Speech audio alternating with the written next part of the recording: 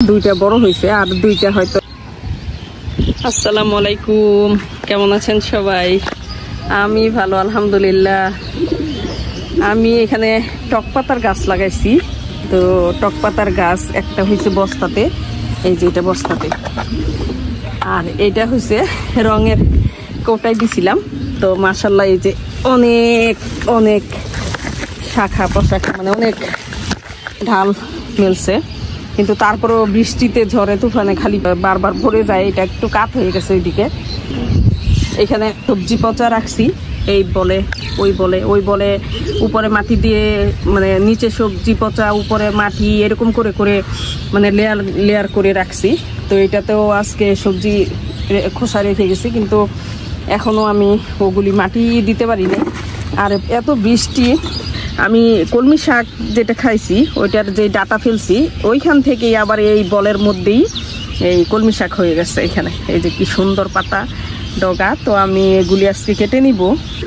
রাসায়নিক সার দিয়েও মনে হয় না যে এতটুকু হেলদি হইতো, কারণ এইখানে শুধু সবজির খোসার মধ্যে, এটাতে এগুলিতেও আমি মাটি দিয়ে দিই। তো মাটিটা দেওয়া হয়েছে না, ভিজা মাটি। তো তারপরে ওইটার উপরে আবার মাটি দিব, সবজি খোসা দিয়ে তার উপরে মাটি দিই, মাটি দিয়ে তার উপর আবার সবজির খোসা, এরকম করে করে অল্প পানি দিয়ে আমি এই মাটিগুলি তৈরি করি। এই যে ডগাটা কেটে নেই, বিসমিল্লাহ, আল্লাহ বরকত দিও। এখানে আমি খাওয়ার পর যে কলমি শাকের যে ডাটাটা ছিল, এখান থেকে সুন্দর এরকম কলমি শাক হইতেছে। মানে কতটুকু পুষ্টি পাইছে এখানে বুঝাই যায় ডগাগুলি দেখলে। বিসমিল্লাহ, সবগুলি কেটে নিচ্ছি। এগুলিতে আমার মরিচ গাছ ছিল, বৃষ্টিতে সব মরিচ গাছ নষ্ট হয়ে গেছে। এখন আবার এগুলিরে ঠিকঠাক করে আবার চারা লাগাইতে হবে। এগুলি একদম মানে ক্ষেতের মতো ছিল, একটা মরিচ ক্ষেতের মতো ছিল। গাছে মাশাআল্লাহ দুইটা বেগুন হয়ে গেছে, এই দুইটা নিয়ে নিব। এটা বিসমিল্লাহ। এখনকার সিজনে বেগুন বেশি ভালো হয় না, আর একটু কয়েকদিন পরে শীতের সময় খুব সুন্দর সুন্দর বেগুন হবে। তো এই দুইটা উঠাই নিলাম। আসলে এই বেগুন গাছগুলি যে খুব বেশি হবে ওইরকম ইচ্ছা করে লাগানো হয়নি, যেহেতু মানে এই সিজন।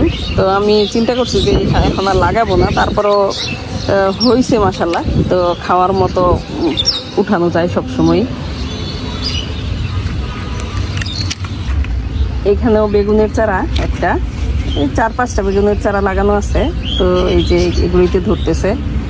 তো মানে অত পরিপুষ্ট না, যে খুব বেশি মোটা না, এগুলি চিকন চিকন বেগুন ধরতেছে। এইখানে মাশাআল্লাহ উস্তা ধরা আছে, উস্তা তো মাশাআল্লাহ অনেকগুলি আছে। তারপরে উস্তার চারা আবার এখানে যে লাগানো আছে। বিসমিল্লাহ, মাশাআল্লাহ অনেকগুলি উস্তা আলহামদুলিল্লাহ।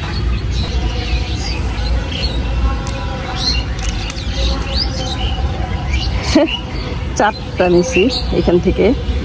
তো এইখানে আরো আছে, এই যে এগুলি ধরতেছে, আর মানে করা অনেকগুলি আছে। তো মাশাআল্লাহ অনেকগুলি উস্তা হয়ে গেছে মাশাআল্লাহ। বিসমিল্লাহ। এখানে একসাথে চারটা, দুইটা বড় হয়েছে আর দুইটা হয়তো 1-2 দিন পরে নেওয়া যাবে। এই তো বিসমিল্লাহ, হাতে নিতেছে না। বিসমিল্লাহ, এখানে একটা বিসমিল্লাহ।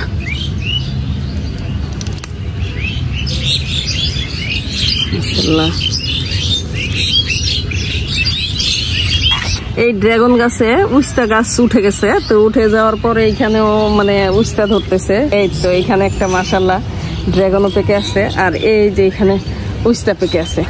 এই উস্তা পেকে একদম এই ভিতরে আসলে খেয়াল করা হয় নাই। তো এখানে গাছে ভিতরে এর আগে এরকম হয়েছে, দেখা যাবে তো কয়েকদিন পরে হয়তো চারা উঠে যাবে ভিতরে থেকে। এখানে মাশাআল্লাহ বিসমিল্লাহ কি সুন্দর হয়ে ড্রাগনটা পেকে আছে। এইটা মনে হয় আমার গাছের লাস্ট ড্রাগন। তো বিসমিল্লাহ, আল্লাহ বরকত দিও আল্লাহ।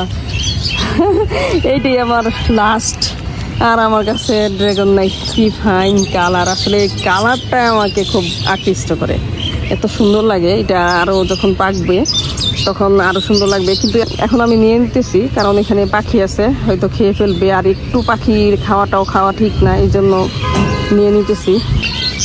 বড়ই গাছে উস্তা ধরছে, এখানে উস্তা গাছ চলে আসছে বড়ই গাছে। তো এগুলি নিয়ে নেই। বিসমিল্লাহ, কারণ এখানে হয়তো আর আসা হবে না, এটা ছোট তারপরে নিয়ে নেই, কারণ এটা কচি আর কি, এই জন্য ছোট। আজকে ছাদ বাগান থেকে মাশাল্লাহ এই তো এই কতগুলি কলমি শাক, কয়েকটা কালো বেগুন, কয়েকটা উস্তা আর একটা ড্রাগন উঠাইলাম।